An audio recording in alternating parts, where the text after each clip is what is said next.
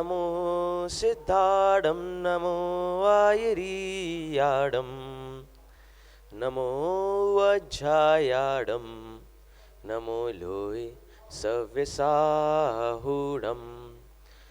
एक हजार आदिनाथ भगवान की जय। एक हजार महावीर स्वामी की जय। परम पूज्य आचार्य गुरुदेव विशिष्ट सागर जी महाराज की। परम पूज्य मुनि श्री सुप्रभ सागर जी महाराज की। परम पूज्य मुनि श्री प्रणत सागर जी महाराज की जय। जन बंधुओं, प्रतिदिन की भांति आज भी हम सभी एकत्रित हुए हैं विश्व लोकप्रिय कार्यक्रम सम्यक समाधान में। यह कार्यक्रम द्वय मुनिराजों द्वारा आचार्य श्री विश्व सागर जी के 50वीं स्वर्णिम जयंती के उपलक्ष्य में आयोजित किया गया है। इस कार्यक्रम में हम पूज्य मुनिश्री के समक्ष समीचीन विकल्प प्रस्तुत करते हैं, जिनका सम्यक समाधान हमें पूज्य मुनिश्री के मुखारबिंद से प्राप्त होता है। इस कार्यक्रम को विलंब न करते हुए पूज्य मुनिश्री प्रणत सागर जी के चरणों में हम त्रैबार नमोस्तु करेंगे एवं उनसे निवेदन करेंगे कि आज के इस कार्यक्रम को आगे बढ़ाने की अनुकंपा करें। नमोस्तु मुनिश्री, नमोस्तु मुनिश्री, नमोस्तु मुनिश्री। ओम नमः सिद्धेभ्यो। नमः श्रीवर्धमानाय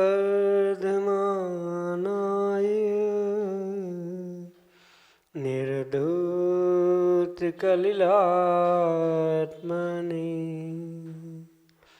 सालोकानां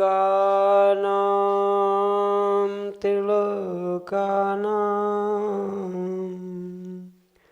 यद् विद्यादर्पणायते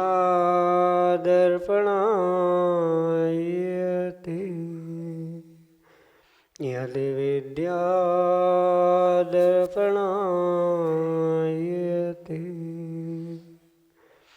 पंच परमेष्टि भगवान की परम पूज्य आचार्य भगवंत गुरुवर विशुद्ध सागर जी मुनि महाराज की, परम पूज्य मुनि श्री सुप्रभ सागर जी महाराज की,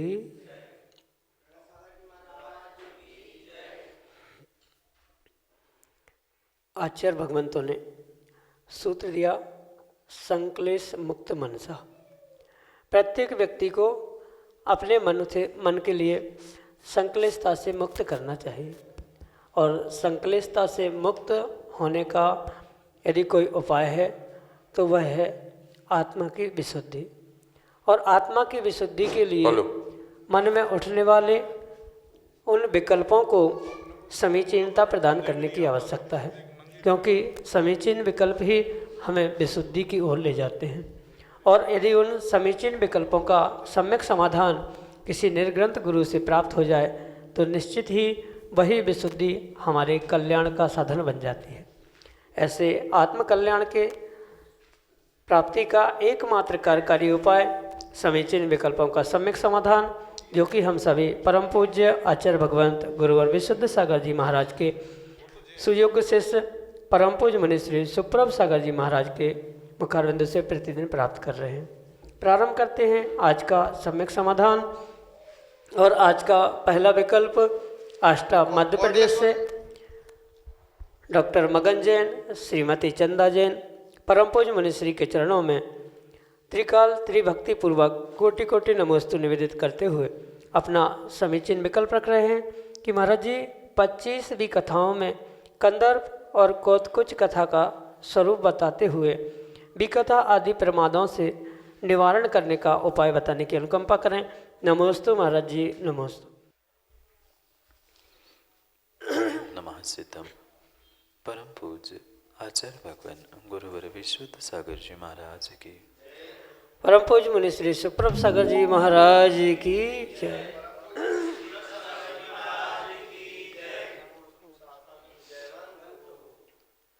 जो कंदर्प कथा और कौतकुची कथा आदि रूप जो विकथाओं का कथन किया है, उन विस्तार से उन 25 विकथाओं को जो संक्षेप 4 विकथाओं में समाविष्ट किया है, स्त्री कथा, चोर कथा, राज्य कथा और भोजन कथा, इनके ही विस्तार करते हुए आचार्य भगवंत उन 25 का पुनः व्याख्यान करते। विशेष बात यहाँ समझने जैसी ये है कि वैसे बहुत अंतर उन कंदर्प और कौतकुची कथा में नहीं है, थोड़ा सा ही उसमें अंतर है जो रागादिक परिणामों की तीव्र कारण से, यानी रागादिक के तीव्र उदय के निमित्त से जो हास्य मिश्रित असभ्य वचन है, जहाँ वचनों की असभ्यता होती है वहाँ कंदर्प कथा कहा जाता है। और वहीं पर परिहास के साथ साथ असभ्य वचन के साथ साथ जो शारीरिक कुचेष्टाओं को करना है वह कौतकुत्स्य कहा जाता है। विशेष रूप से समझना, जहाँ मात्र वाचनिक क्रिया है, वचन की हास्य रूप दूसरों को प्रताड़ित करने के लिए, दूसरों को चिढ़ाने के लिए आदि जो भी कथा वचनों से की जा रही है वह कथा कंदर्प कथा कही जाती है। और उस कंदर्प के साथ साथ यानी हास्य के साथ असभ्य वचनों के साथ जो शरीर की कुचेष्टा है, दूसरों के लिए शरीर के द्वारा जो चिढ़ाना है वह कौतकुत्स्य कहा जाता है। और किस प्रकार से दूसरे से चिढ़ाया जाए कि तुम ऐसे करना, ऐसे करने से ऐसा होगा आदि रूप जो उस कथा रूप से, वचनों के रूप से कहा जा रहा है, उसे आगम में कौतकुत्स्य कथा आचार्य भगवंतों ने कहा है। दोनों का अभिप्राय इतना ही है कि एक मात्र किस प्रकार से वचनों से चिढ़ाया जाए दूसरों को इंगित करते हुए, और एक किस प्रकार से शरीर से दूसरों को चिढ़ाने का प्रयास किया जाए, इतना ही उन दोनों में विशेष रूप से अंतर है। और इन विकताओं को ही आचार्य भगवंतों ने उस 25 प्रमादों के भीतर ग्रहण किया गया है। और अगर इन प्रमादों से बचना है तो विशेष रूप से जीवों को इन विकताओं से बचने की आवश्यकता है, जो कि मुख्यतः से 4 प्रकार की कही गई है: स्त्री, चोर, राज्य और भोजन की अपेक्षा।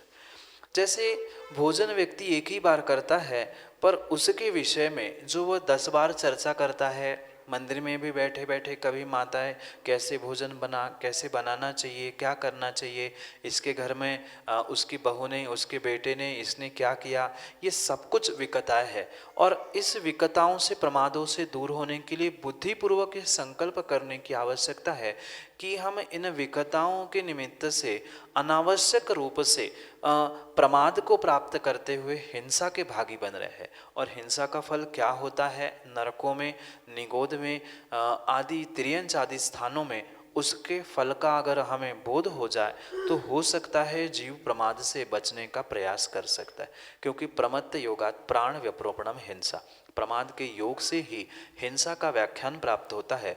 और उस प्रमाद से ही ये विकताओं को, या विकताओं से ही प्रमाद को कहा जाता है। इसलिए इन विकताओं से, प्रमादों से दूर होने के लिए संकल्प पूर्वक, बुद्धिपूर्वक हमें ये निर्णय करने की आवश्यकता है कि हमें इन विकताओं से, प्रमाद से हिंसा का आश्रय बंद होगा, और हिंसा के निमित्त से हमारी आने वाली गतियाँ, ये संसार दीर्घ हो सकता है, ये निर्णय जिसके पास होगा वह विकताओं से दूर हो सकता है। और एक कारण भी उन विकताओं से दूर होने के लिए हम कर सकते हैं, जैसे विकताएं तभी आती है जब दिमाग खाली होता है। ऐसे कहा जाता है खाली दिमाग शैतान का घर। तो ये अनावश्यक रूप से जो हम दूसरे विचार कर रहे हैं वह तभी अनावश्यक विचार हमारे दिलो दिमाग में आते हैं जब हमारे दिमाग में कुछ काम नहीं होता। अगर वही हम उल्टा सीधा सोचने की जगह, विकताओं के बारे में सोचने की जगह, विकताओं को करने की जगह अगर हम अपने दिमाग को एक समीचीन विषय दे दें कि हमें आज दिन भर में इतना टारगेट है, पढ़ाई का हो चाहे अन्य किसी कार्य का हो, प्रत्येक उस कार्य के विषय में हमने पहले से अगर अपने दिमाग को एक विषय दे दिया, माना कि आज हमें जो हमने कुछ दिनों में भगवान की भक्ति की थी उसके विषय में हमें सोचना है कि कल हमने कितने अच्छे से भगवान की भक्ति की, कितने अच्छे से हमने गुरु की सेवा की आदि। अगर हम शुभ विषय मन को देंगे, विचारों को देंगे, तो नियम से हम विकताओं से सुकताओं में या अच्छी कथाओं में अपने आप को ले जाने के लिए कार्यकारी कारणों को प्राप्त कर सकते। क्योंकि ऐसा हो नहीं सकता कि मन कोई बंद करने वाला मशीन नहीं है, बटन नहीं है कि बंद कर दो, मन के विचार बंद हो जाए, विकता बंद हो जाए। मन में कोई ना कोई कथाएं, विकताएं, वचनों से निकलना स्वाभाविक सी बात है। पर उन विकताओं की जगह हम कोई धर्म की कथा करेंगे, कोई शास्त्र का वाचन करेंगे, कोई ऐसी चर्चा करेंगे जिससे हमें पुण्य की प्राप्ति हो, तो वह हमारे लिए हितकारी हो सकता है। सर्वथा पूर्ण रूप से मन वचन काय को गुप्त करके रखना ये तो मुनिराजों का काम है, वो भी उत्कृष्ट मुनिराजों को ही उनकी प्राप्ति होना संभव होता है। पर श्रावक अवस्था में हम बुद्धिपूर्वक उन अशुभ कथाओं की जगह, अशुभ वचनों की जगह हम अपने आप को, अपने मन को, अपने वचनों को, अपने काय को शुभ क्रियाओं में अगर लगा के रखेंगे तो हम उन विकताओं से, प्रमादों से भी अवश्य रूप से बच सकते। दोनों प्रकार से निर्णय करना होगा। अगर करेंगे तो हमें फल क्या मिलेगा और ना करने से क्या मिलेगा, पाप का फल क्या होता है, ये सोचते हुए पुण्य क्रिया में लगेंगे, शुभ क्रियाओं में लगेंगे तो नियम से हम विकताओं से, प्रमादों से बच सकते हैं। यही आपके लिए सम्यक समाधान। अमृता जैन, सागर, मध्य प्रदेश से अगले समय चिन्ह विकल्प के साथ परम पूज्य मुनिश्री के चरणों में बारंबार नमोस्तु निवेदित करते हुए कह रहे हैं कि महाराज जी, नियम विधि में शामिल 8 पदार्थों में पीपल पाकर का त्याग बताया है, तो ये पीपल पाकर क्या है? हमारे सभी चिन्ह विकल्प का सम्यक समाधान करने की अनुकंपा करें। नमोस्तु महाराज जी, नमोस्तु। जो जिनागम में 5 उदंबर फल बताए हैं उसमें पीपल, पाकर आदि फल आते हैं, जिनको परिपूर्ण रूप से आचार्य भगवान ने ग्रहण करने के लिए एक श्रावक के लिए भी निषिद्ध कहा है। जो श्रावकों के लिए जघन्य रूप से 8 मूल गुण बताए हैं, क्योंकि उत्कृष्ट रूप से 5 अणुव्रत और 3 मकार का त्याग करना अष्टमूल गुण कहे, पर जघन्य रूप से आचार्य शिवकोटि स्वामी अपने रत्नमाला ग्रंथ में 5 उदंबर फल और 3 मकार का त्याग कराते हुए उन 8 मूल गुणों को श्रावकों को प्राप्त करने की प्रेरणा प्रदान कर। वहाँ पर जो पीपल पाकर है, ये दोनों भी उस उदंबर फल के अंतर्गत ही आते हैं। अगर पाकर को दूसरी भाषा में समझना है, जो सामान्य रूप से प्रचलन में है, उसका नाम है अंजीर।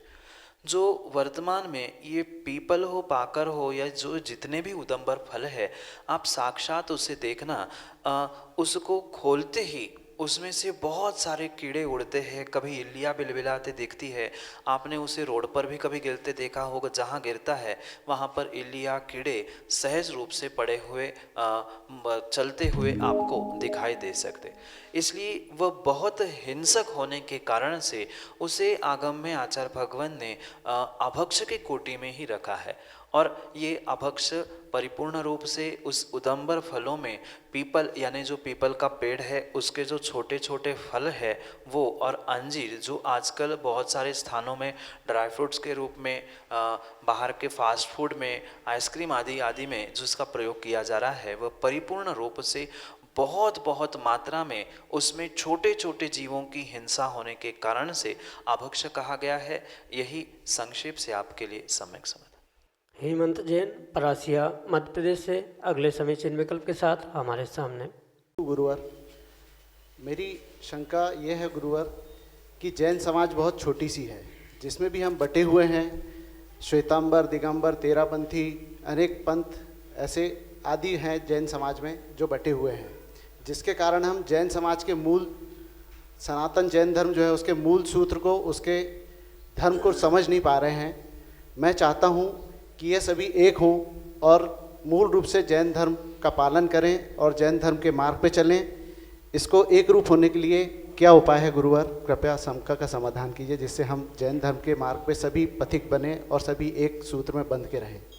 नमोस्तु गुरुवर। हेमंत जी, जिनेंद्र भगवान 24 तीर्थंकर, उन सभी का पथ एक ही है, पर उस पथ को जीवों ने सच्चे रूप से नहीं समझा। जैसे अगर व्यक्ति उस पथ को पहचान लेगा जिसे हम मोक्ष मार्ग कहते हैं, और उस रियलिटी का बोध करते हुए उस पॉपुलैरिटी से दूर होना चाहता है, तो इसका कुछ सॉल्यूशन या उत्तर मिल सकता है। पर जैसे वह एक पथ था जो तीर्थंकर भगवंतों ने, सभी भगवंतों ने हमारे लिए प्रदान किया, उस पथ पर कुछ अहंकारी जीवों ने एक अपनी अहम की बिंदी लगा दी, जिस कारण से पथ का पंथ बन गया। ये जितने भी वर्तमान में हमें पंथ दिख रहे हैं और लगभग सभी जीव अपने अपनी प्रयास करते हुए उन पंथों का जो प्राप्ति का या पंथों पर चलने का पुरुषार्थ कर रहे हैं, वह मात्र पंथों पर ही चलने का कर रहे हैं, पथ पर या सच्चे धर्म पर चलने का नहीं कर रहे हैं। कहीं ना कहीं प्रत्येक जीव की व्यक्तिगत स्वयं की निजी कमजोरी है, जिसके कारण से वह पथ को पंथ बनाकर पंथ पर चलने का पुरुषार्थ कर रहा है। ये जितने भी हमारे समाज के विभाजन हुए हैं, वे परिपूर्ण रूप से कहीं ना कहीं व्यक्ति के निजी अहंकार के वशीभूत हुए हैं, और वह अहम की बिंदी ही कि मैं कुछ हूँ, मैं कुछ कर रहा हूँ। आप कई स्थानों पर जाके देखना, एक ही नगर में बिल्कुल आमने सामने ऐसे कई सारे मंदिर और कई सारे स्थान हैं जिस आपस में परस्पर एक दूसरे के भाई के संघर्ष के कारण, अहंकार के कारण ही ये सब कुछ देखने में आ रहा है। इसलिए अगर किसी भी व्यक्ति के भीतर अहंकार बैठा रहेगा तो वास्तव में पंथ को पथ नहीं बनाया जा सकता। सबसे पहला उपाय, अगर सबको एक होना है तो सब व्यक्तियों को अपने अपने भीतर के अहंकार को मिटाना होगा। आज तक जितने भी हमारे जैन समाज में जितने भी विघ्न आए, जितने भी समस्या आई है, उसके पीछे का एक और एक ही कारण है, जिसका नाम है व्यक्ति का स्वयं का अहंकार। मुझे क्यों नहीं पूछा, मेरी कीमत नहीं हुई, हमने उस कार्य में विघ्न करते हुए हमने अपना नया मार्ग खोजा, हमने अपना नया संप्रदाय, नया पंथ खोज लिया।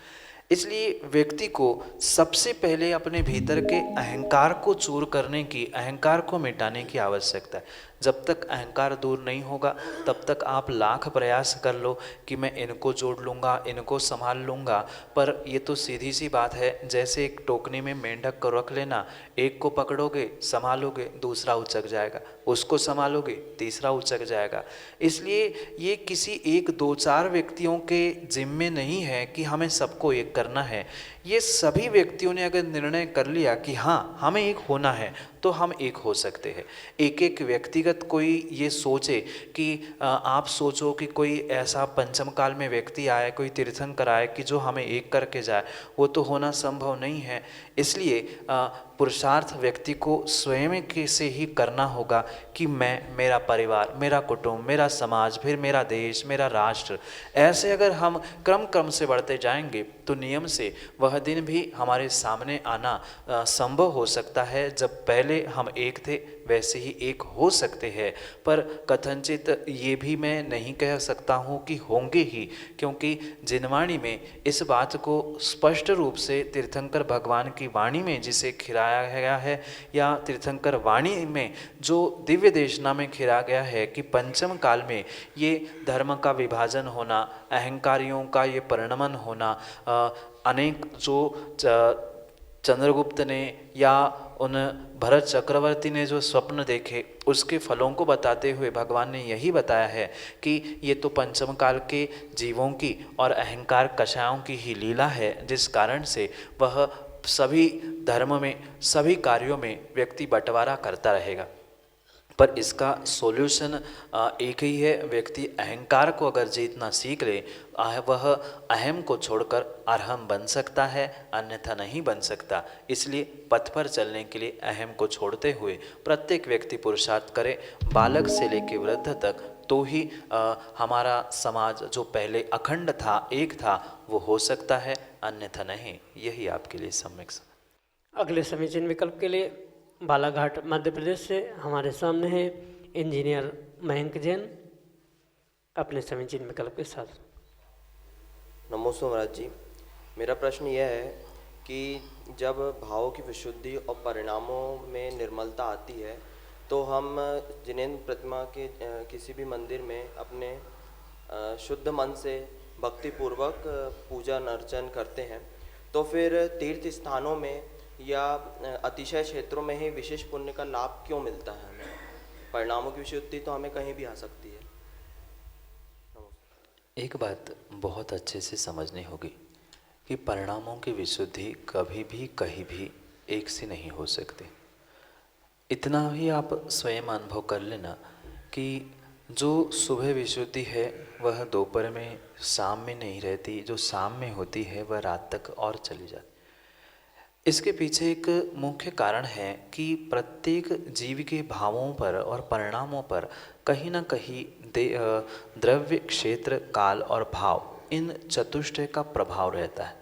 द्रव्य का, काल का, क्षेत्र का और दूसरों के भावों का भी हमारे भावों पर, परिणामों पर प्रभाव रहता है, जिस कारण से कभी कभी हमारी बहुत विशुद्धि बनती है, कभी हम खूब प्रयास करने के बाद भी विशुद्धि नहीं बनती।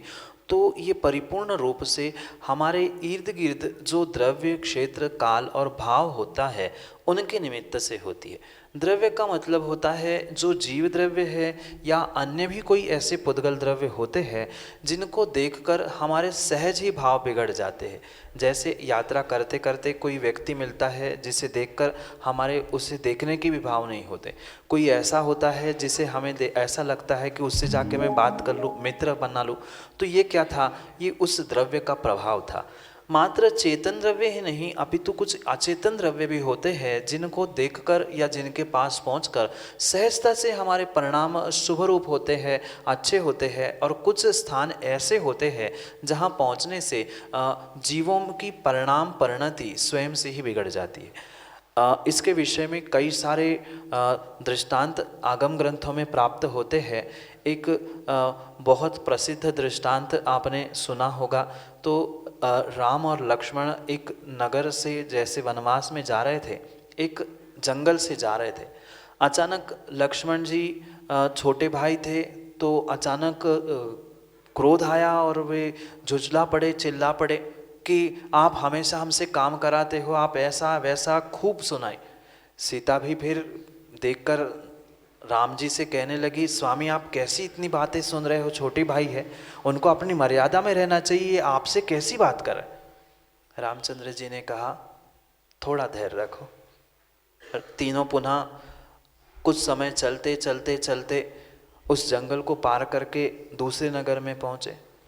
जैसे ही दूसरे नगर में पहुँचे वो पुनः लक्ष्मण जाके चरणों में गिर पड़े और राम जी से, सीता जी से क्षमा याचना करे, भैया गलती हो गई, मैंने आपसे इतना बुरा भला कह दिया, आपने कुछ नहीं कहा, मुझे पता नहीं क्या हो गया था, तब मेरे परिणाम ऐसे हो गए थे। तभी रामचंद्र जी ने सीता से कहा था कि एक मुट्ठी भर मिट्टी उठा लो और अपने पल्लू में बांध लो। पुनः रामचंद्र जी ने इशारा किया और वही मिट्टी पुनः लक्ष्मण के पैर पर डाली गई और पुनः वो झुंझला पड़े, मैं इतनी बार क्षमा मांग रहा हूँ, आपको दया नहीं आती? रामचंद्र जी ने बताया, देख ये होता है द्रव्य का, क्षेत्र का, काल का और भावों का एक द्रव्य का दूसरे द्रव्य पे प्रभाव होना। इतना जैसा विपरीत प्रभाव हो सकता है, ऐसा अच्छा प्रभाव भी अपने परिणामों पर, भावों पर, विशुद्धि अशुद्धि पर होता रहता है। इसी कारण से हमारे तीर्थ क्षेत्र पर जो वो अतिशयकारी भगवान हैं या जो सैकड़ों हजारों वर्षों से पूजे जाने वाली प्रतिमा हैं, उनके पास पहुंचने से सहज ही अच्छा लगता है। कुछ ऐसे स्थान होते हैं जैसे घर में मित्रों के साथ रहो तो वैसे परिणाम होते हैं। आपने तो कई अच्छा अनुभव भी किया है, गुरु के पास रहने से हमें किसी भी प्रकार की कषाय या विषय वासना नहीं सताते हैं। तो उनके उस पुण्य के निमित्त से, उनके पुण्य की, द्रव्य की, क्षेत्र की जो वर्गणाएं हैं वो हमें प्रभावित करती। तो इसी निमित्त से ये आगम में लिखा है कि जो तीर्थ क्षेत्र होते हैं वहाँ पर किया गया कार्य पुण्य रूप, वह हमें लिए अगर 5% फलीभूत हो रहा है, वही अतिशय क्षेत्र में जाओ तो वह 10 गुना फलित होगा, वही सिद्ध क्षेत्र में जाओ तो 100 गुना फलित होगा। ऐसे उस सबका क्रम लिखा गया है कि नदी किनारे कितना फल, पर्वत जंगल में कितना फल, पर्वत की चोटी पर कितना फल, अतिशय क्षेत्र पर, सिद्ध क्षेत्र पर आदि आदि उन सभी क्षेत्रों के निमित्त से ये विशेषताएं आगम में बताई गई। इसके पीछे का मुख्य कारण यही है, जो हमारे परिणामों में, भावों में विशुद्धि या अशुद्धि आ रही है, वहाँ कहीं ना कहीं उस भूमि का द्रव्य, क्षेत्र, काल और भाव जो पररूप थे, दूसरे थे, उनका निमित्त नैमित्तिक संबंधों के कारण से प्रभाव पड़ता है। पर जरूरी नहीं है कि सबको वह निमित्त एक सा ही प्रभावित करे, क्योंकि राम, लक्ष्मण और सीता तीनों थे, पर प्रभाव मात्र लक्ष्मण पर हुआ था। जैसा जीव का उपादान होता है, उस द्रव्य से, काल से, क्षेत्र से और भावों से जो जिस प्रकार से जुड़ने की उपादान की शक्ति रखता है, वैसे ही वह उसे प्रभावित करते हुए पुण्य पाप रूप अशुद्धि विशुद्धि रूप परिणत होने के लिए फलीभूत होता है। यही आपके लिए सम्यक समाधान। अगले समीचीन विकल्प के लिए हमारे सामने हैं परासिया मध्य प्रदेश से पंडित राकेश जैन, अध्यक्ष दिगंबर जैन समाज परासिया, अपने समीचीन विकल्प के साथ। नमोस्तु गुरुदेव, नमोस्तु गुरुदेव, नमोस्तु गुरुदेव। मेरी जिज्ञासा है महाराज जी कि सामूहिक पुण्य और सामूहिक पाप का फल जिनागम में बताया गया है, तो हमारी जैन समाज द्वारा पंच कल्याणक प्रतिष्ठा कर समाज के सभी लोगों ने सामूहिक पुण्य का अर्जन किया है और मुनिद्वय के सानिध्य में पुण्य का अर्जन किया है। तो मुनि तो हमेशा अपने कर्मों की निर्जरा करते हुए क्रमिक विकास करते हैं।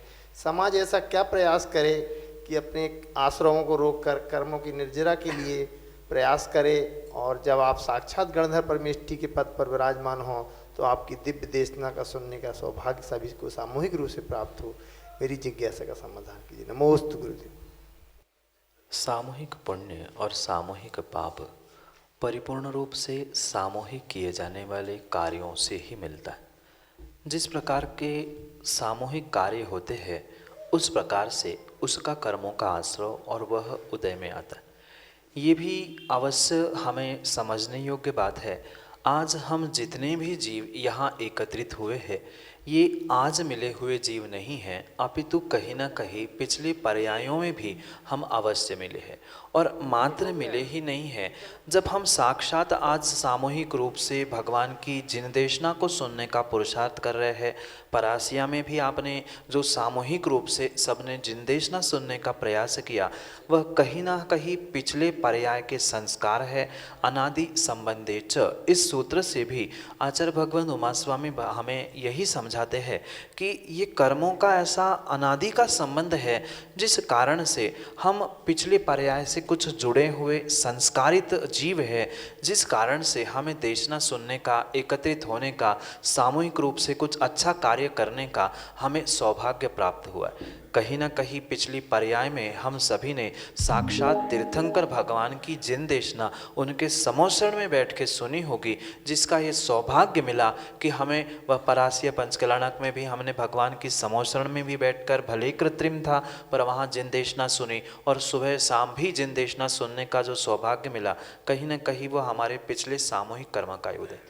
अगर ऐसा ही अगर आगे भी भविष्य में हम सामूहिक रूप से पुण्य प्राप्त करना चाहते हैं या व्यक्तिगत रूप से भी आत्मोत्थान करना चाहते हैं तो नियम से हमें ऐसे कार्यों को सतत करते रहना चाहिए। कहने का अभिप्राय यही है कि व्यक्ति ये ना सोचे कि अब हमने पंचकल्याण करा लिया, विधान करा लिया, अब 25-50 वर्ष के लिए फुर्सत हो गया। अगर ऐसा सोच कर व्यक्ति करेगा तो कभी वह आत्मोन्नति के लिए, विकास के लिए कार्य नहीं कर सकता। इसलिए व्यक्तिगत रूप हो चाहे सामूहिक रूप हो, हमें कुछ ना कुछ ऐसे अनुष्ठान अवश्य करते रहने चाहिए जिस निमित्त से हम अपने परिणामों को प्रशस्त कर सके, भद्र कर सके, जिस कारण से हम कर्मों की निर्जरा कर सकते। अगर हमने ऐसे आयोजन होने के लिए प्रयास नहीं किया या होते हुए आयोजन में भी कुछ ऐसे विघ्न संतोषी लोग होते हैं जिनको उन क्रियाओं में, कार्यों में कहीं ना कहीं कमी, कहीं ना कहीं खोट निकालने की आदत होती है, वे जीवन में कभी अपना आत्मोत्थान नहीं कर पाते। इसलिए अगर व्यक्तिगत रूप से कर्मों की निर्जरा करते हुए आत्मोत्थान की भावना है तो ऐसे अनुष्ठानों को, आयोजनों को करने की आवश्यकता है। पर आयोजनों के साथ भीतर का प्रयोजन भी करना आवश्यक है। उस प्रयोजन के निर्णय के साथ हम समय समय पर आयोजन करते रहेंगे, समाज को एक साथ करने का प्रयास करते रहेंगे तो नियम से ही वह हमारे लिए, हमारे समाज के लिए और सबके लिए एक उत्कृष्ट कार्य आत्मोत्थान का हो सकता है। इसलिए ये पिछले कर्म का उदय है जिस कारण से हम सभी मिले हैं, और यहाँ अगर सच्चे भावों से हम मिले हैं तो ये भी पक्का है आने वाले समय में भी पुनः हम कभी जिन देशना सुनने के लिए या और भी कुछ ऐसे उत्कृष्ट कार्यों के साथ जुड़ सकते हैं। अगली पर्यायों में भी जब तक भगवान नहीं बन रहे हैं वह कर्मों का उदय साथ रहेगा, तब तक हम कम से कम पुण्य कार्यों में एक साथ रहे, क्योंकि जो एक साथ डाकुओं का गिरोह है या आदि आदि पाप कार्यों में भी जो एक साथ लगे हैं, उनका भी कहीं ना कहीं पिछले वैसे पाप कार्यों का सामूहिक रूप से उनने कर्म का आश्रय किया था, इसलिए वह सामूहिक रूप से विघ्न करने वाले, दुखी होने वाले या अन्य प्रकार से जीने वाले जीव भी दिखते हैं और सामूहिक रूप से सुखी भी जीव दिखते हैं। इसके पीछे का यही आपके लिए सम्यक समाधान। उम्मीद है आप सभी को मिल गया होगा आपके समीचीन विकल्पों का सम्यक समाधान। अगर नहीं तो आप हमें अपना समीचीन विकल्प हमारे व्हाट्सएप नंबर 8707548811 पर ऑडियो मैसेज या फिर टेक्स्ट मैसेज में सेंड कर सकते हैं। प्रतिदिन शाम को ठीक 5:13 पर हमारे यूट्यूब चैनल सुप्रभ आवाज पर हम यह कार्यक्रम सम्यक समाधान प्रसारित किया करते हैं। आप यूट्यूब पर जाकर हमारा चैनल सुप्रभ आवाज को सब्सक्राइब करें एवं नोटिफिकेशन बेल को प्रेस करें, ताकि जब भी हम पूज्य मनुष्य के प्रवचन एवं इस सम्यक समाधान को प्रसारित करेंगे तो आपके पास उसका नोटिफिकेशन आ जाया करेगा। अगर आपके समीचीन विकल्पों का सम्यक समाधान आज आपको प्राप्त नहीं हुआ है तो आप YouTube पर जाकर सम्यक समाधान देखें, आपको उसका सम्यक समाधान प्राप्त हो जाएगा। आज के इस कार्यक्रम को हम यहीं पर विराम देते हुए द्वय मुनिराजों के चरणों में त्रैबार नमोस्तु करते हैं। नमोस्तु मुनिषि, नमोस्तु मुनिषि, नमोस्तु मुनिषि।